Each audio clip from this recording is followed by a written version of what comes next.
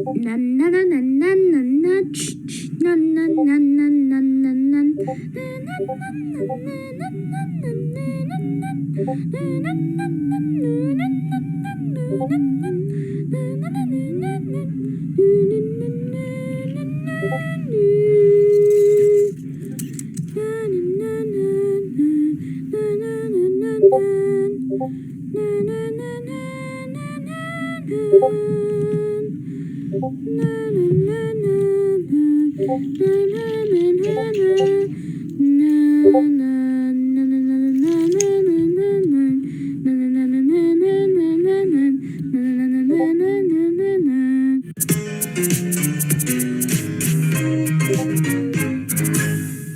Percy didn't know what to do, and they had a happy afternoon.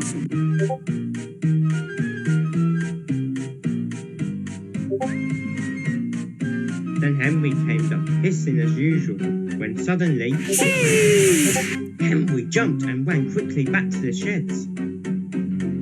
How beautifully you wheezed him, Percy!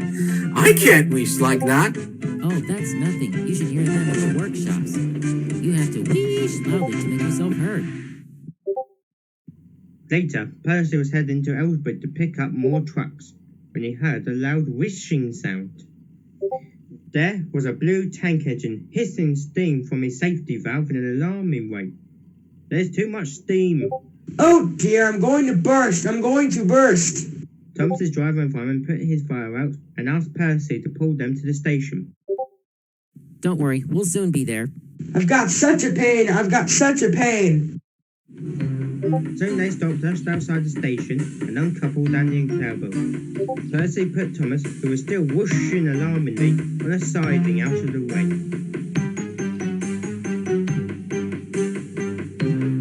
While the guard went to call for an engineer, Thomas's driver found large notices saying, "Danger!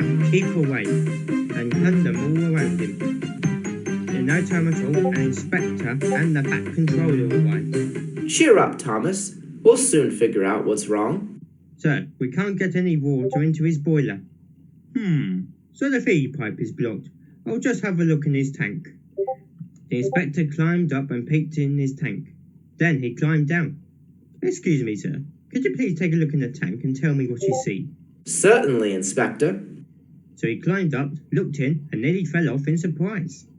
Inspector, can you see fish? Gracious goodness me, how did the fish get there, driver? He then explained that the water column at Ellsbury was under repair. Well, Thomas, so you and your driver have been fishing. But fish don't suit your pipes, we must get them out. They all took turns at fishing in Thomas's tank, while the fat controller looked on and told them how to do it. When they caught all the fish, Thomas's driver boiled some potatoes, while Percy's crew made a fire. They then had a lovely picnic supper of fish and chips. The fat controller was the first to finish. That was good, but it would be best, Thomas, if you don't go fishing again. No, sir. I won't, sir. Engines don't go fishing. It's too uncomfortable. Good to see you're okay, Thomas. Yes, and thanks for helping me. What's your name? 135. Oh, sorry, it's Percy. Hello, Percy. Welcome to Sodor. Thank you. The next morning, Sir Tom Hat sent Percy to the steamworks for a new coat of paint. Soon he was painted in northwestern green with red lines and a number 6 on the side of his cap. He then raced away to find Edward. He soon found Edward and Thomas. The fat controller sent for me. I expect he wants help. Shh! Here he comes! Well done, Thomas. You've been quick. Listen.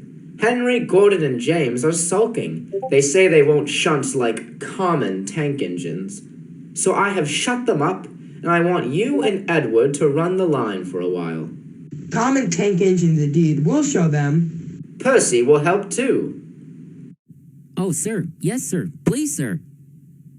Thomas and Edward worked the main line, greeting each other as they passed. Percy puffed along the branch line. Thomas was anxious about Annie and Clarabelle, but both Percy and his crew promised that they would take good care of them. There were fewer trains, but the passengers didn't mind. They knew that 3 other engines were being taught a lesson. Gordon, James, and Henry were cold, lonely, and miserable. They wished now that they hadn't been so silly. For several days they'd been shut up and longed to be able to go out again.